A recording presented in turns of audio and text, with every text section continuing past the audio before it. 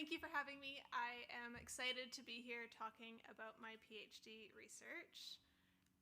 And before I get started, I just want to acknowledge that I work with a really awesome research team.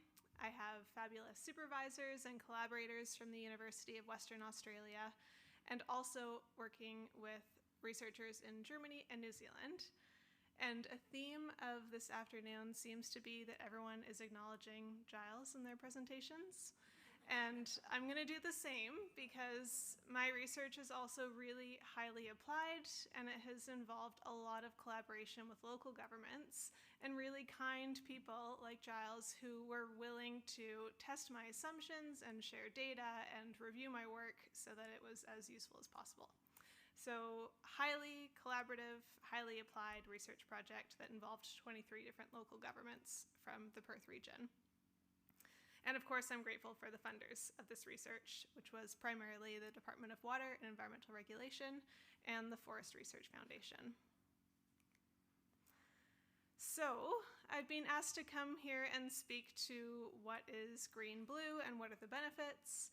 And so I am approaching this from an environmental economics perspective, and I'm going to talk to you today about some of the ways that we think about benefits and some of the tools that we apply in order to try and quantify the benefits that come with this infrastructure that doesn't have a market price to it. So the specific context and the specific research question is relating to declining groundwater levels, and there was some uncertainty over whether the state government would be able to continue honoring historic groundwater license levels for local governments. And the question was, well, what would happen if local governments were forced to use less water in parks? How much worse off would communities be? So that's the specific problem that I'm trying to quantify and do research on here. So I'm really quickly going to fly through 3 separate research studies. They are broken into 2 different research questions, and I start by looking at to what extent do the benefits that people derive from parks depend on the water inputs in those parks? How much does park irrigation really matter when it comes to valuing public open spaces? So the approach that I've taken in this first study is called a hedonic price analysis, and at its core, what this method for valuation is doing is taking an observable market price, like a sales of a home, of a property, and breaking it into its observable parts that have data on them and the environmental aspects that are near the house to try and estimate values for environmental attributes like parks. So in my data set, I'm looking at data here from 2015 to 2020, over 50,000 property sales prices from the Perth region, broken down between different property types. Then we also collect information on the specific properties that were sold, how many bedrooms, how many bathrooms, is there a pool? We're also tracking more spatial information like the neighborhood that it's in, whether there are nearby schools. And then what we are most interested in isolating is the environmental values. So distance to the river, distance to the ocean, and what types of parks are nearby. So this method is really commonly used in valuing non-market benefits, in valuing parks, and in valuing natural areas. But the innovation that we've added in here is to differentiate the values based on how much water is going into those parks. So we're looking at local, neighborhood, district, and regional parks, and looking at how much of each park area was actually irrigated. And there are over 1,700 parks in this data set. We're also looking at parks in very close proximity to properties, So this is a brief snapshot of the study area. We have 8 different local government areas. And jumping straight over to the results now, We've broken down our results into 3 separate models, looking at different effects for the different property types. The low density houses, those are the single detached family homes. Medium density properties, those are the townhouses and villa houses. And the high density houses, and those are the condos and apartments. So in this results table, what I'd like to draw your attention to are the little circles with the arms that don't intersect with the vertical line. So if it is intersecting with the vertical line, statistically, we're not certain that it's actually different from 0. So what we can see is for the single detached family houses, it's actually just the small irrigated park areas that are showing a significant effect of being located near parks. For medium density properties, it's just the big irrigated parks. And for the high density properties, it's all 4 of the park types: irrigated, non-irrigated, local, neighborhood, district, and regional. These are not especially surprising. We know that if you are living in an apartment, you probably don't have your own private outdoor space, and so you might be more dependent and get more value out of more different park types. So we asked, to what extent do the benefits that residents derive from urban parks actually depend on the irrigation inputs within those parks? And we find that, yes, irrigation has mattered historically. It was only the irrigated park types that had positive and significant values for all 4 property types, or all 3 property types, sorry. But that there's also cases where non-irrigated park areas are delivering values for those high-density apartment houses. A couple of caveats: we're looking at properties in very close proximity, and what this analysis is telling us is something about values for parks in relation to water use, but we don't exactly know what was on the ground. So we don't know if an area was not watered, if it was mulch, if it was artificial turf, if it was grass that just wasn't watered, or if it was a drought-resistant garden. So that's the first study. The next question is broken into 2 separate studies. So here we just wanted to know, what is the optimal mix of different ground covers in urban parks? We're really focused on community preferences, on public preferences here. And so the approach that we take to look at the benefit sides, to look at what the public really wants, is called a choice experiment. This is a great tool that allows us to propose different hypothetical scenarios to the public and ask them to choose which future policy, which future design, which future state of the world they would most likely to see. And what's important about this method is that we force trade-offs in these decisions. So it's not just, you can have more of everything all the time, but we're factoring in the taxes that they'd have to pay to actually look at those trade-offs a little bit more. So we had quite a large sample here, over 1,500 respondents that were collected from an online panel. And the focus is really on looking at 4 different possible ground covers in an urban park: watered grass, non-watered grass, native vegetation, and mulch. This is what a choice card looks like. So each of the 1,500 respondents responded to 6 of these choice cards. The left-hand side is always the same. It's a pretty typical current design for a local or neighborhood park. These are not the parks that are responsible for catering to active recreation purposes. So we're assuming that pretty typically a small park would have about 80% watered grass and 20% mulch around the trees and around the edges. And it's often the case that tax rates would go up by $200 in a year. And then in each of the 6 choice cards, respondents were shown a different future state of the world, a future park that could be in their neighborhood. So in this case here, we're actually showing an increase in the extent of watered grass, a higher tree canopy cover, and a higher tax rate that they'd have to pay.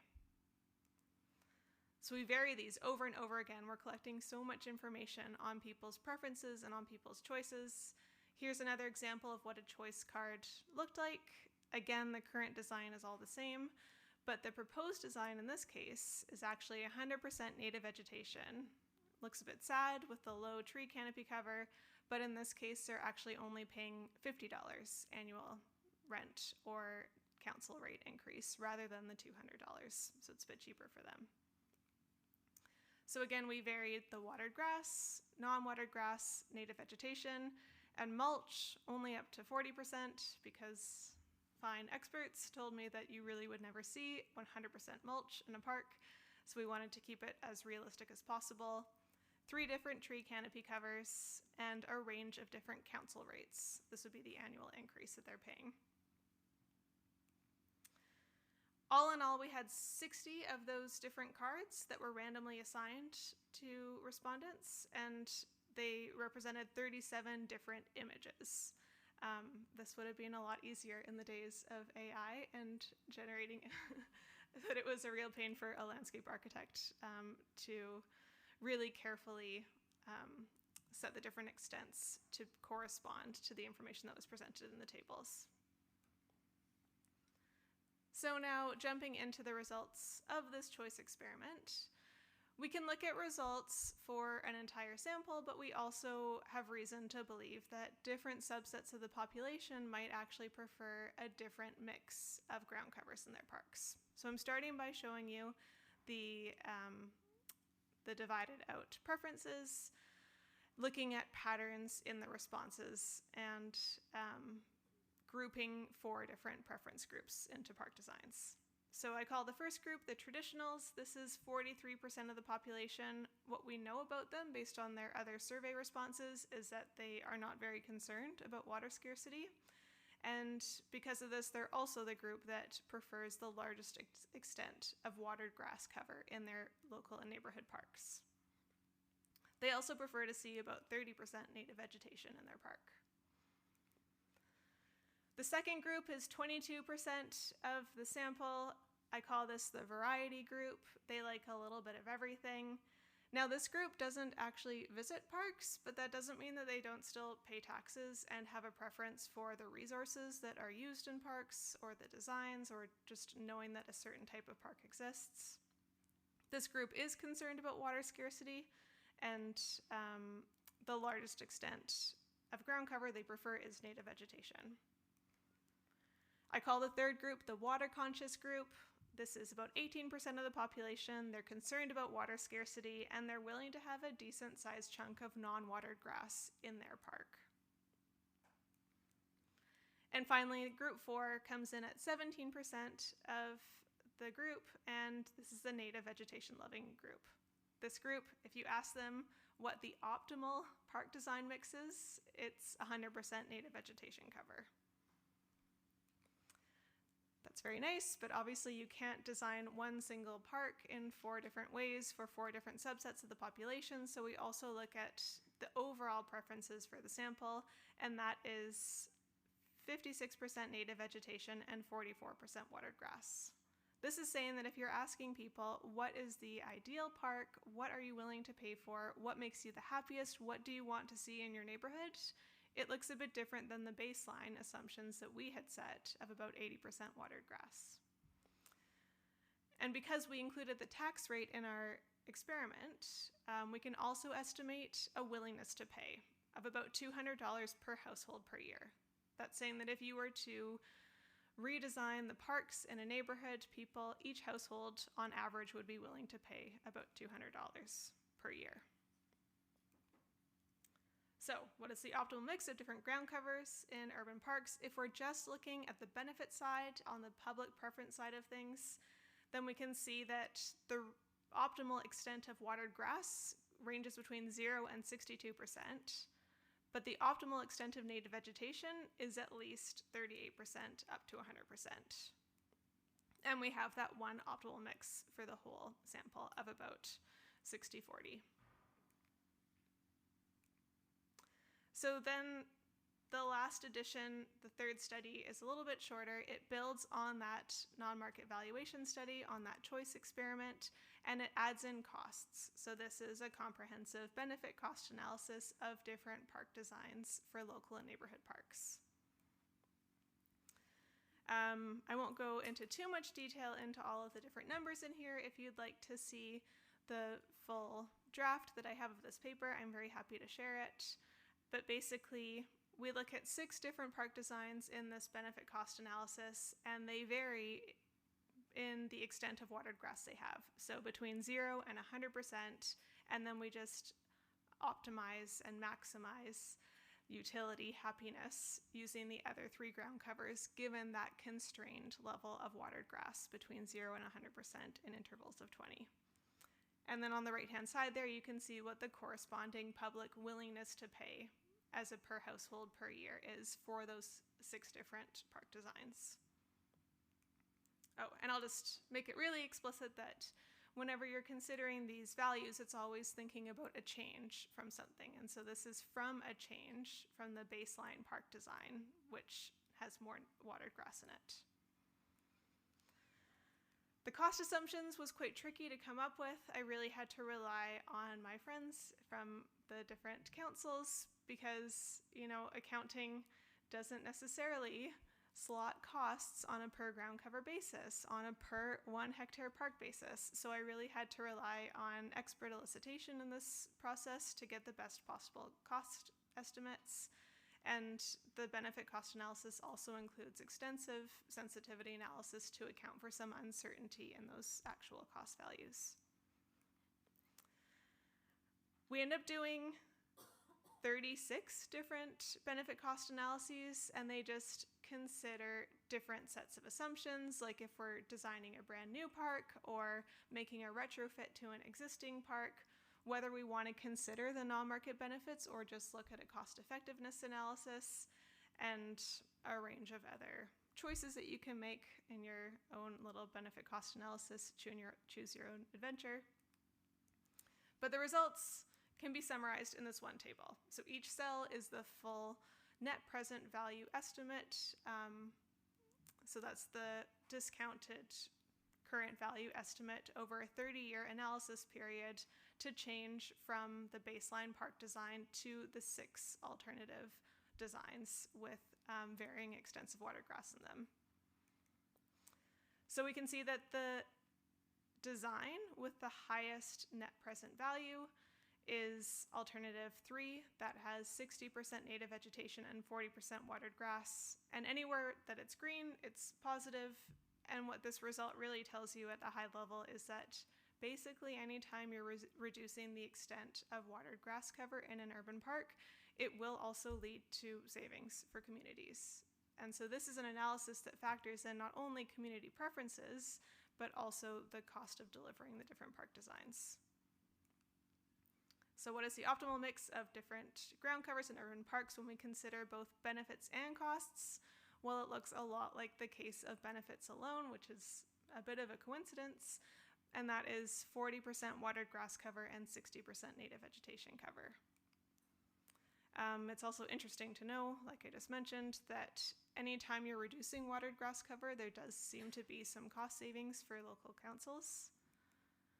And I guess the big take-home message of this whole research project is just the importance of acknowledging that norms and public preferences may be changing, and we really want to make sure that we're not just continuing to perpetuate the same designs without considering and checking in with communities to see what really makes them happiest right now, because there are some really convenient cases where environmental, social, and economic benefits are all moving in the same direction, like this case. Thanks.